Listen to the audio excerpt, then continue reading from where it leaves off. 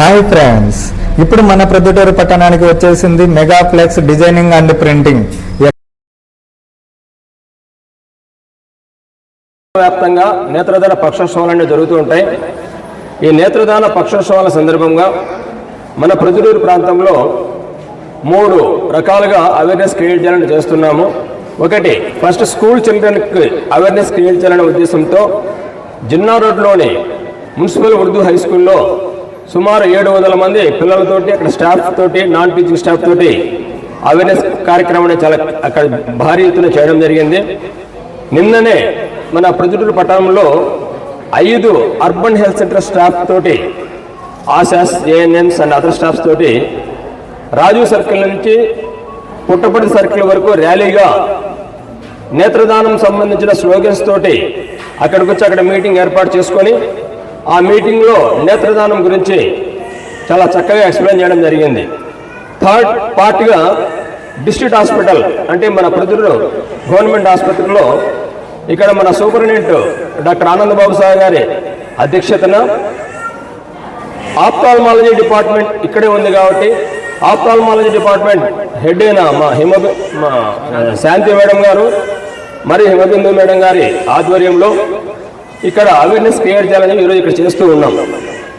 ముఖ్యంగా నేత్రదానం అంటే ఏంటి, అది ఎందుకు చేయాలి, ఎవరికి చేయాలి, దానివల్ల ఉపయోగాలు ఏంటి అనే విషయాలు నిన్న మొన్న నేను చాలా బాగా అందరికీ ఎక్స్ప్లెయిన్ చేసి అవేర్నెస్ క్రియేట్ చేయడం జరిగింది. వాటి గురించి ఈరోజు ఇక్కడ మా మేడం గారు ఆప్థాల్మాలజిస్టులు 2 ఉన్నారు కాబట్టి, అలాగే మా సూపరింటెండెంట్ గారు ఆయనకు అన్నీ తెలిసిన వారు కాబట్టి వారు పూర్తిగా క్షుణ్ణంగా ఇక్కడ అందరికీ కూడా క్లియర్ ఎక్స్ప్లెయిన్ చేస్తారు. దానికంటే ముందు నేను బ్రీఫ్గా కొంచెం ఈ నేత్రదాన పక్షోత్సవాల సందర్భంగా ఐ డొనేషన్ అనేది చాలా ఇంపార్టెంట్. భారతదేశంలో సుమారు 12 లక్షల మంది అంధత్వంతో బాధపడుతూ ఉన్నారు. వారికి తోడు ప్రతి సంవత్సరము 50,000 మంది పెరుగుతూ ఉన్నారు. దానికను ప్రభుత్వం చాలా కృషి చేస్తూనే ఉంది.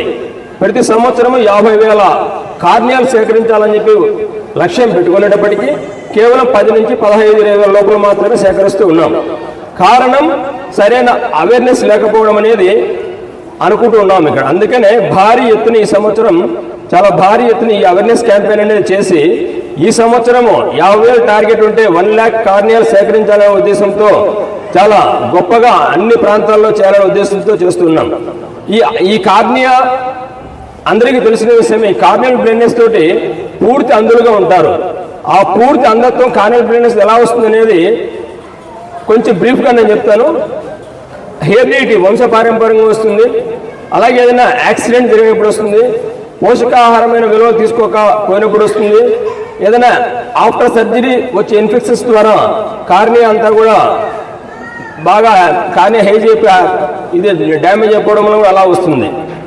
అందువలన అలాంటి వారు చాలామంది 2 లక్షల మంది ఉన్నారు కాబట్టి వారందరి కోసము మనం నేత్రదానం చేయాలి. ఒకరు నేత్రదానం చేస్తే 2కి చూపు వస్తుంది. అంటే ఒకరు తన మరణానంతరం 6 గంటల లోపల తన 2 నేత్రాలలోని కార్నియా భాగాన్ని పొరను మాత్రమే డొనేట్ చేస్తారు.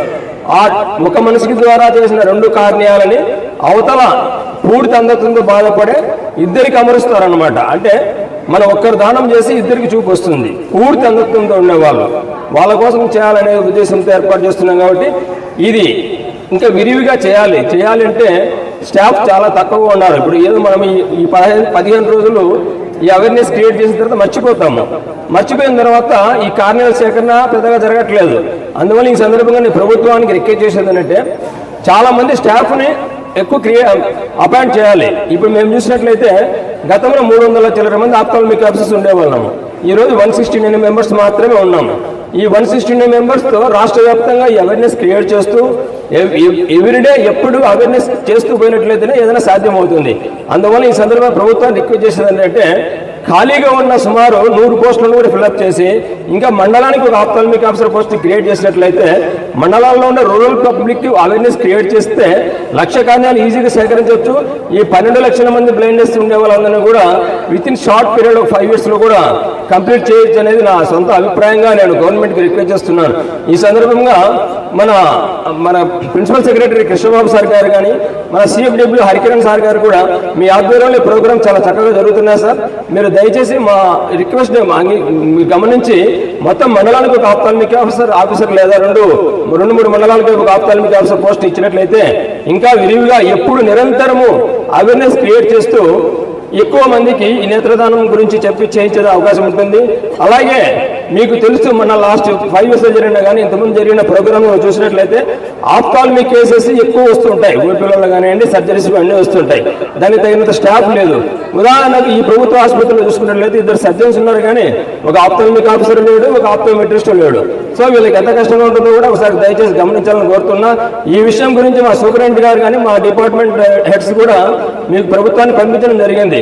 కానీ మీరు నుంచి కొంచెం ఎవరైనా అపాయింట్ చేయడమో లేదా డిప్యూటేషన్ మీద ఎవరైనా ఇక్కడ వేస్తే మా సర్జన్స్ కూడా ఈజీగా ఉంటుంది. వాళ్ళే అక్కడే ఓపీ చూసుకుంటూ మళ్ళీ ఇక్కడికి వచ్చి రిఫరెన్షన్ చేసుకుంటూ ఇంకా ఇన్వెస్టిగేషన్ చేసుకోవాలంటే వారికి కూడా చాలా కష్టం అవుతుంది. కాబట్టి కొంతమంది రిక్రూట్ చేయడం ద్వారా కానీ లేదా డిప్యూటేషన్ పద్ధతిలో వీళ్ళకి సపోర్టివ్ ఇచ్చినట్లయితే వీళ్ళకి ఆప్థాల్మిక్ సర్వీసెస్ బాగా అందడంతో పాటు ఇంకా ఇలాంటి అవేర్నెస్ క్యాంప్స్ ఎక్కువ క్రియేట్ చేసి ఇంకా చాలా మందికి డొనేట్ చేసే అవకాశం ఉంటుందని ఈ సందర్భంగా ప్రతి ఒక్కరు మన ఫస్ట్ ఆఫ్ ఆల్ మన మెడికల్ అండ్ హెల్త్ డిపార్ట్మెంట్ సంబంధించిన మన ప్రతి ఒక్కరు కూడా మన మరణానంతరం నేత్రదానాన్ని చేస్తామని చెప్పి మన అందరూ ఒప్పుకొని మనం ఒక అంగీకార పత్రం కూడా మన సూపరింటెండెంట్ గారికి ఇవ్వాల్సి ఉంటుందని మీకు అందరూ రిక్వెస్ట్ చేస్తూ ఇప్పుడు మన శాంతి మేడం గారు దయచేసి మాట్లాడి కోరుతున్నారు.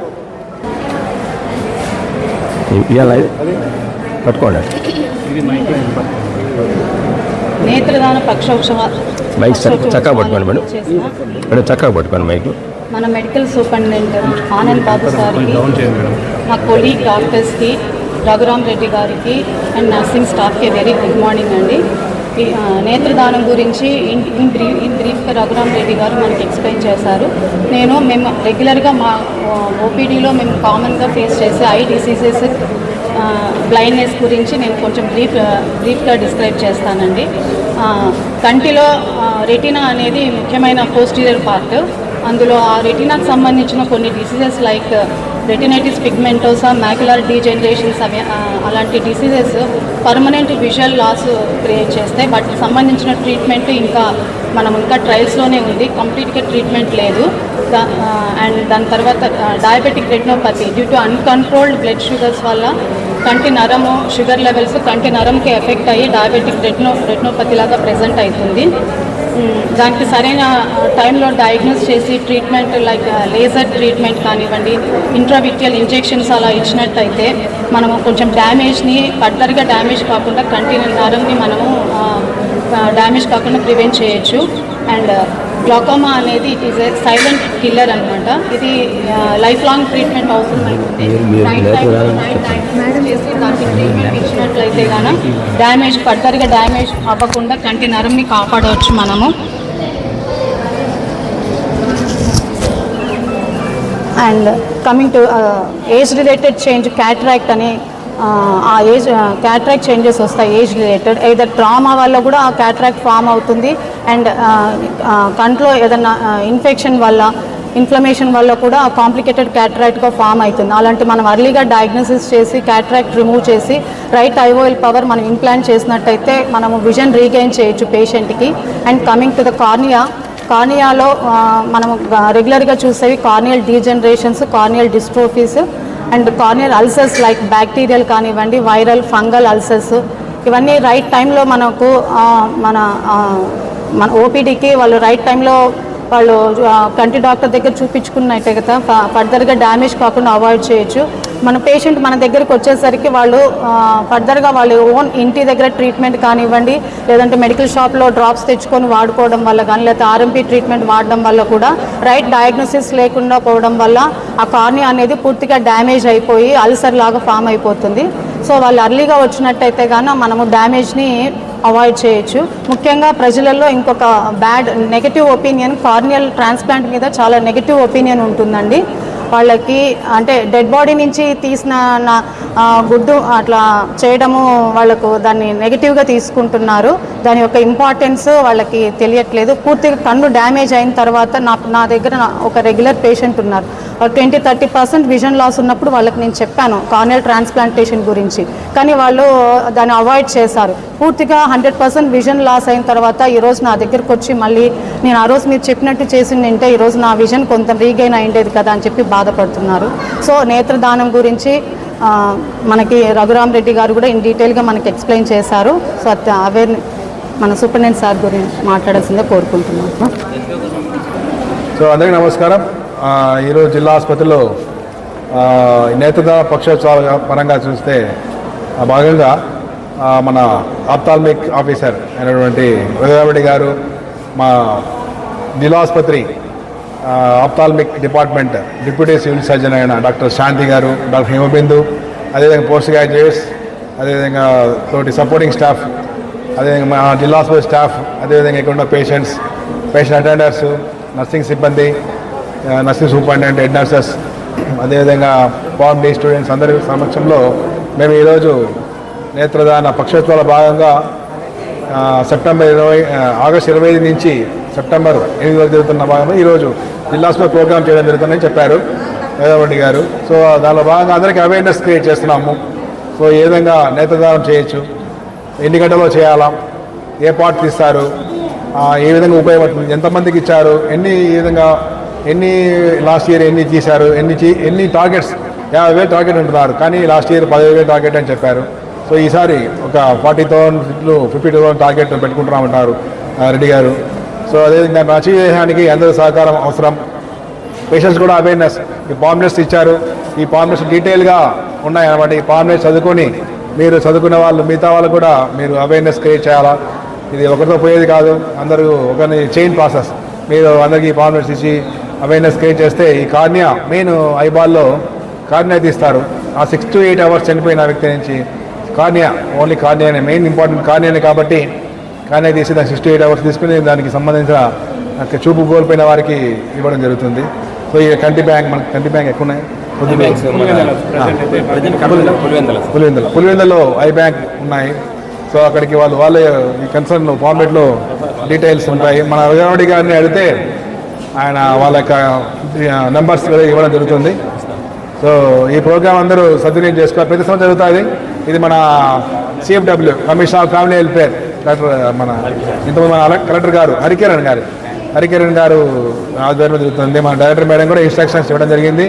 సో ఈ ప్రోగ్రామ్ను పక్షోత్సవాల భారంగా అందరూ యూటిలైజ్ చేసుకోవాలని కోరుతున్నాము. సో దీనికి మన ఆప్థాల్మిక్ డిపార్ట్మెంటు రెడ్డి గారు, ఆప్థాల్మిక్ ఆఫీసర్ మన మొత్తం పొద్దుటూ అంతా చూస్తున్నారు. సో మనకు డౌట్ ఉంటే ఏమైనా ఉంటే వాళ్ళు అడగాలి. మన డిపార్ట్మెంట్ మన మేడం ఉన్నారు, వాళ్ళు అడిగి తెలుసుకోవాలని కోరుతున్నాం. సో దీన్ని మీరు ప్రోగ్రామ్ సక్సెస్ చేయాలని కోరుతూ ఈ అవకాశం ఉంది. Thank you. ఇంతవరకు జరిగిన ప్రోగ్రాంలో మన ophthalmology head of the department deputy civil surgeon Shanti madam గారు సూపరింటెండెంట్గా చాలా చక్కగా చెప్పడం జరిగింది. ఇంకొంత పబ్లిక్ అవేర్నెస్ కావాలి. ఎందుకంటే ఈ నేత్రదానం అంటే ఏంటి, అది ఎప్పుడు చేయాలి, ఎవరు చేయాలి అనేది కూడా తెలుసుకోవాలని చెప్పి పబ్లిక్ అందరూ దయచేసి వినాలమ్మా. ఇక్కడున్న ప్రజలందరూ కూడా వినాలి. ఎందుకంటే మీ ఇంట్లోనే మీ చుట్టుపక్కల మీ బంధువులలో పూర్తి అంధత్వంతో బాధపడవాలని మీరు ప్రతిరోజు చూస్తూ ఉంటారు. వాళ్ళు ఎలా ఉంటారో వాళ్ళకి ఏమీ తెలియదు, బయట ఏమీ కనపడదు, పూర్తిగా దృష్టిలోతో ఉంటారు. వాళ్ళ కోసం మనం చేయాల్సింది ప్రజలందరూ గమనించాలి. ముఖ్యంగా ప్రజలు ప్రతి ఒక్కరు కూడా తన మరణానంతరము మట్టిలోనే కలిసిపోతాయి. మరణానంతరం మనం ఎక్కడికి పోతాం, బూడిసిన మట్టిలో పోతాం, కాలుస్తే అగ్నిలో కాలిపోయి గాల్లో కలిసిపోతాం. ఉపయోగం ఏముంది, బాడీ శరీరం మొత్తం కాలిపోతుంది, బూడిపోతుంది. అదే మనం మరణించిన తర్వాత మన నేత్రాలని 6 గంటల లోపల మనం డొనేట్ చేసి ఇతరులకు ఇచ్చినట్లయితే ఇతరుల 2 రూపంలో మనం ఒకరం చనిపోయినా మన 2 కళ్ళు 2 రూపంలో పునర్జీవులుగా మనం ఉన్నట్లు అవుతుంది అనమాట. ఇది అపోహ. ఇందాక మన శాంతి మేడం గారు చెప్పినట్టు ఏదో కన్ను లొట్టబడుతుంది, మళ్ళా జన్మలో లొట్టబడుతుంది, అట్లాంటి అన్ని అపోహలు క్రియేట్ చేస్తుంటారు. మనం చనిపోయిన తర్వాత మనం మట్టిలో కలిసిపోతున్నాము, గాల్లో కలిసిపోతున్నాం. ఎప్పుడో లొట్టబడేది ఎప్పుడు ఎక్కడ పుడతామో ఎవరు పుడతామో ఎవరికి తెలియదు. ఆ లొట్టలకి ఇట్లా అనేది ఉత్తదేమో అవన్నీ నమ్మాల్సిన అవసరం లేదని ఈ సందర్భంగా ప్రజలు గమనించాలా. పునర్జన్మ మనకి, ఎందుకంటే అందరము దానాలు ఎప్పుడు చేస్తాం, మనం బతుకున్నప్పుడు చేస్తాం కదా, అన్నదానమో మోగదానమో. కానీ మనము సుమారు 60-70 సంవత్సరాలు జీవించిన తర్వాత మన మరణానంతరం మనం నేత్రదానం చేస్తున్నామంటే అది ఎంత పుణ్యఫలమో మనం ప్రతి ఒక్కరు గమనించాలా. దీనికి కులాల సంబంధం లేదు, మతాల సంబంధం లేదు, వయసు సంబంధం లేదు, స్త్రీ పురుష సంబంధం లేదు, ఎవరైనా చేయొచ్చు అన్నమాట. సో చేయాల్సిన ఎవరు చేయాలంటే కార్నియా బాగున్న వాళ్ళు చేయాలి. చేయకూడని వాళ్ళు ఎవరంటే హెచ్ఐవి/ఎయిడ్స్తో బాధపడే వాళ్ళు కళ్ళు పనికిరావు. అలాగే క్యాన్సర్తో ఏమైనా బాధపడుతుంటే చనిపోతే వాళ్ళ కళ్ళు పనికిరావు. సెప్టిసిమియా కొన్ని డిసీజెస్తో ఏమైనా బాధపడితే వాళ్ళ కళ్ళు అనేవి పనికిరావు అనేది మనం గమనించాలి. మిగతా వాళ్ళు ఎవరైనా even refractive errors high myopia ఉన్న వాళ్ళు కానీ, హై హైపర్మెట్రోపియా ఉన్న వాళ్ళు కానీ, ఆపరేషన్ చేయించుకున్న వాళ్ళు కానీ, క్యాటాక్ట్ ఆపరేషన్ చేయించుకున్న వాళ్ళు కానీ ఎవరైనా చేయొచ్చు అనమాట. పిల్లలు కానీ, యాక్సిడెంట్ ఎనీబడి ఎవరైనా చేయొచ్చు అనేది గమనించాలి. చేయాల్సిందల్లా ఏంటంటే మనం మరణించిన తర్వాత మన కొన్ని ఫోన్ నెంబర్స్ ఇవ్వడం జరుగుతుంది. మీకు ఇస్తాం, ఇక్కడ ఒక 2 ఫోన్ నెంబర్స్ ఇస్తాం. వాళ్ళకి ఫోన్ చేయాలి. ఆ ఫోన్ నెంబర్స్ వాళ్ళు వచ్చే లోపల మనం ఏం చేయాలంటే మన ఆ పేషెంట్ని, చనిపోయిన మనిషిని ఏదో బాగా పడుకోబెట్టి తలకి దిండు పెట్టి ఆ 2 కళ్ళ మీద తడి దూదితో పెట్టాలి. లేదంటే తడి దూది మనకు అందుబాటులో లేకపోతే ఒక తడి బట్టనైనా తీసుకొని ఆ కళ్ళ మీద పెట్టినట్లయితే ఆ కార్నియా అనేది డ్యామేజ్ కాకుండా కొంచెం పౌష్టికంగా బాగా కృషిగా ఉంటుంది. కాబట్టి వాళ్ళకి తీసుకునేదని అవకాశం ఉంటుంది, ప్రతి ఒక్కరు గమనించాలి. తర్వాత 6 గంటల లోపల మనం ఎప్పుడైతే ఇస్తామో ఇవన్నీ తీసుకెళ్ళి దగ్గరలో ఉన్న మన పులివెందులో ఐ సేకరణ కేంద్రం ఉంది, వాళ్ళు తీసుకెళ్ళి అక్కడ ఐ బ్యాంకులు ఫ్రీ చేసిన తర్వాత మనకు రాష్ట్ర వ్యాప్తంగా 3 చోట్ల మాత్రమే ఐ బ్యాంక్స్ ఉన్నాయి. విజయవాడ, వైజాగ్, విశాఖపట్నం. వైజాగ్, విజయవాడ, కర్నూలులోని మన గవర్నమెంట్ హాస్పిటల్లో కూడా ఈ 3 చోట్ల ఐ బ్యాంక్స్ ఉన్నాయి. ఈ 3 చోట్ల మాత్రమే కార్నియల్ ట్రాన్స్ప్లాంటేషన్ అనేది జరుగుతూ ఉంటుంది. ఇక్కడ పులివెందుల, ఇక్కడ ఉండేటన్ని పులివెందుల, కడప, నంద్యాల ఇక్కడ కార్నియా సేకరణ కేంద్రాలు మాత్రం ఉంటాయి. వాళ్ళు వచ్చి ఈ కార్నియా సేకరణ తీసుకుని అక్కడ భద్రపరిచి ఎవరైతే వెయిటింగ్లో ఉంటారో వాళ్ళకి మన తీసుకుబడిన కార్నియాలని మళ్ళీ అక్కడ కొన్ని టెస్టులు చేసుకునేప్పుడు మన బ్లడ్ ఇచ్చేటప్పుడు ఎట్లయితే టెస్టులు చేస్తామో అలాగా ఎవరైతే ఆపరేషన్ చేసేటప్పుడు ఈ మనం సేకరించిన కార్నియాలు వాళ్ళకి అవసరమైన కార్నియాలు చూసుకొని సూట్ అయ్యేటట్లు అన్ని రకాలు చూసుకొని వాళ్ళకి అమరుస్తారనమాట. అప్పుడు చూపు నీట్గా వాళ్ళకి వచ్చే అవకాశం ఉందన్నమాట. దీనికి గాను మనము 2 ఫోన్ నంబర్స్ ఉన్నాయి. తేజ, ఆ ఫోన్ నెంబర్ చెప్పుమా.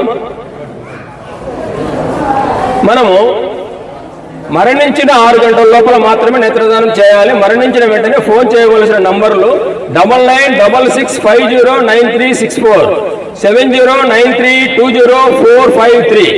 ఈ 2 నంబర్లకు మన రాయలసీమ ప్రాంతంలో ఫోన్ చేసినట్లయితే వాళ్ళే వచ్చి తీసుకెళ్తారనమాట. ఇది ఎక్కడ అపోహ మాత్రం కాదు, దయచేసి గమనించాలి.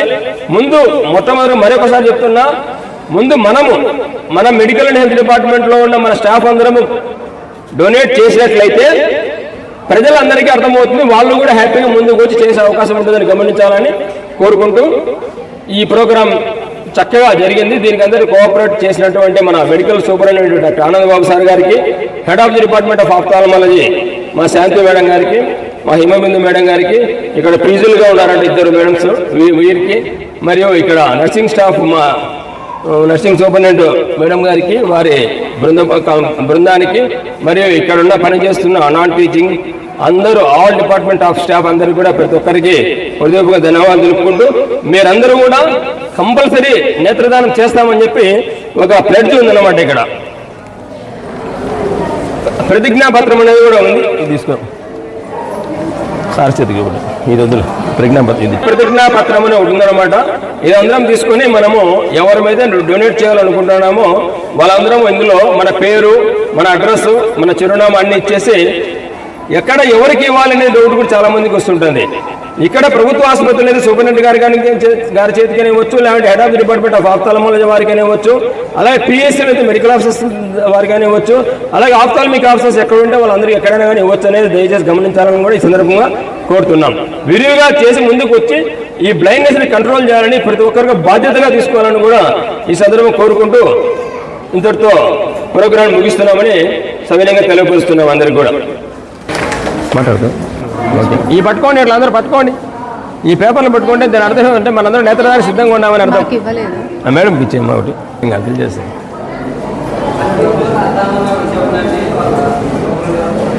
ఇంకోటి మేమందరం కూడా ఆల్రెడీ ఈ విజ్ఞాపన పత్రం మీద సంతకం చేసి మాకు డిప్యూటీ డిమాండ్ ఇవ్వడం జరిగింది. కానీ మీరందరూ కూడా ఇవ్వాలని కోరుతున్నాం ఈ సందర్భంగా.